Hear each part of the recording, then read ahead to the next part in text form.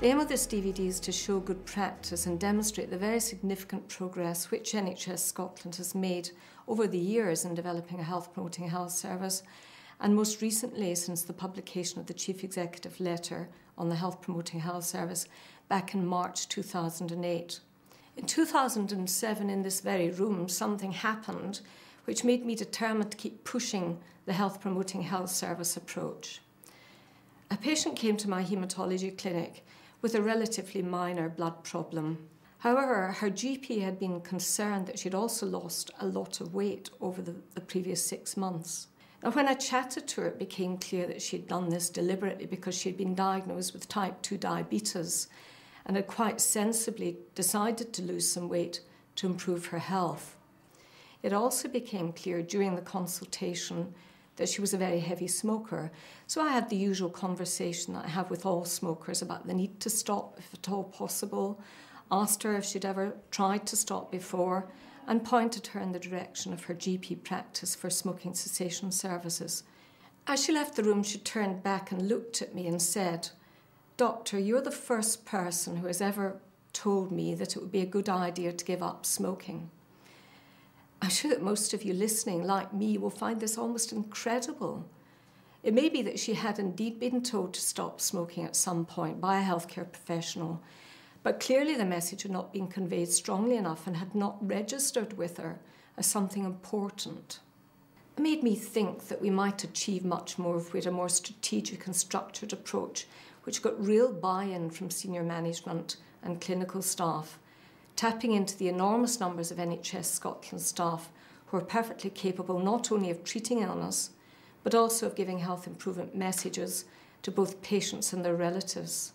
And that's where the aspiration of every healthcare contact is a health improvement opportunity comes from. What follows in this DVD are examples of local practice which provide very encouraging evidence that delivering a health-promoting health service is beginning to be seen as the responsibility of everyone who works for NHS Scotland.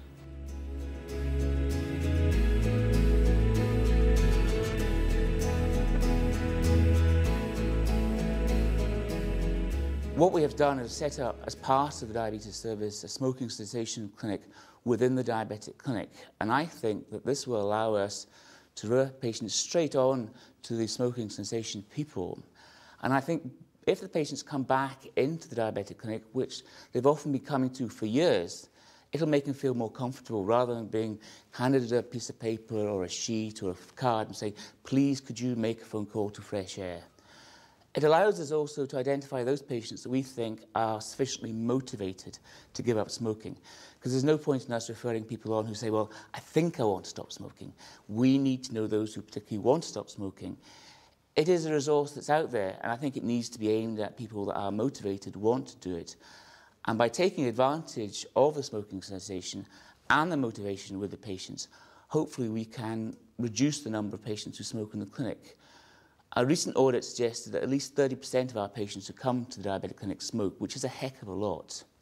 I think the big advantage in having the smoking cessation clinic within the diabetes clinic is that it means that anyone from podiatrist to dietitian to nurse to doctor can refer the patient onto the service. I think it's really important the fact that the patients come along here anyway to deal with their diabetes, and therefore this can be an extra add-on which is included in the service, because if the patient's getting the right support and the right treatment, they're 4 times more likely to stop than doing it on their own, so the odds are in their favour straight away. Patients who have chronic diseases and have complications are much more motivated to stop smoking than healthy, so-called healthy smokers, and I think that's very important. These people who've got problems with diabetes, they've got eye problems, they've got macrovascular, they probably are much more motivated than any smoker that you just meet on the street. And my concern would be that very quickly we overwhelm the service. But I think that would be a good thing. And I think we should be encouraged by that because it means it's working.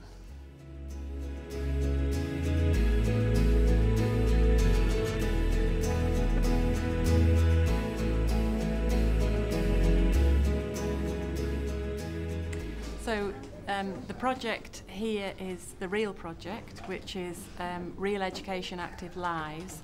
and it's a social enterprise that's based in a high school in Inverness, and we've been working with them to have this fruit and vegetable stall in the hospital for 4 hours a week so that staff and visitors have got improved access to great fruit and veg.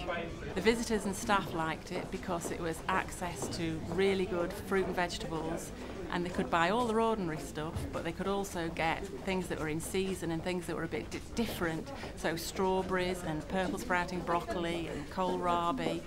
And the management team liked it because it was a really good example of the Health Promoting Health Service in action. And also, it's a great opportunity for a local employer to support a social enterprise that brings benefits to the community.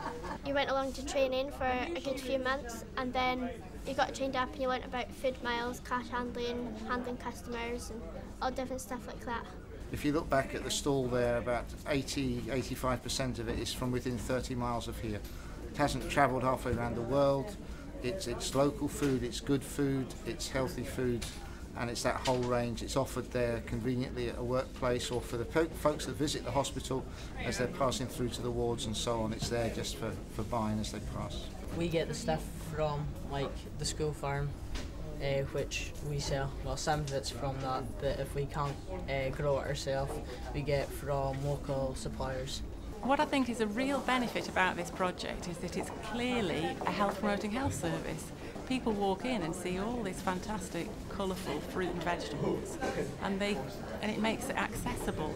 And it's all about improving the whole setting for health and making health easy, an easy choice.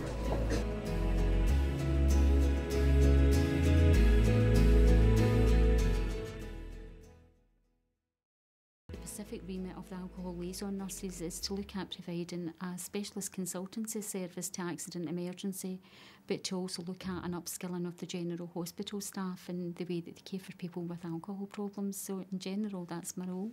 What we're looking at is getting early intervention in so that we can tackle this, change the culture in Scotland, and really, you're wanting to get people assistance before it gets to the point where they're dependent drinkers. It's affecting not just them but the wider society, impacting on family members. The service has been welcomed with open arms by the General Hospital.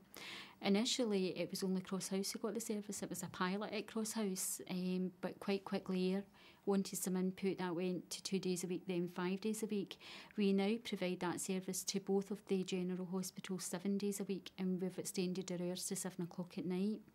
It's about tackling alcohol-related ill health, so it's about the people who present with physical health problems that are probably related to their misuse of alcohol. So now what we're able to do for the General Hospital is to go up and offer advice and offer them support and signpost these people into services. So the General Hospital very much see us as being part of their team. I set up a training programme for the General Hospital, and today over 300 staff have attended. And it's not just about the way that they care for people, it's about the attitudes towards people. A couple of reasons why I do the job. Obviously alcohol is something that impacts in everybody's life. I think it would be fair to say that nobody would want to be an alcoholic or to be somebody who was dependent on alcohol because of the impact it would have in their life. It's about providing a service to people where there was a gap. The big gap that I was always aware of was within the General Hospital. Yes, they would be cared for, they would get the treatment for their physical health problems, but for the alcohol it was basically a case of treated and put out the door. That doesn't happen anymore in Ayrshire Land.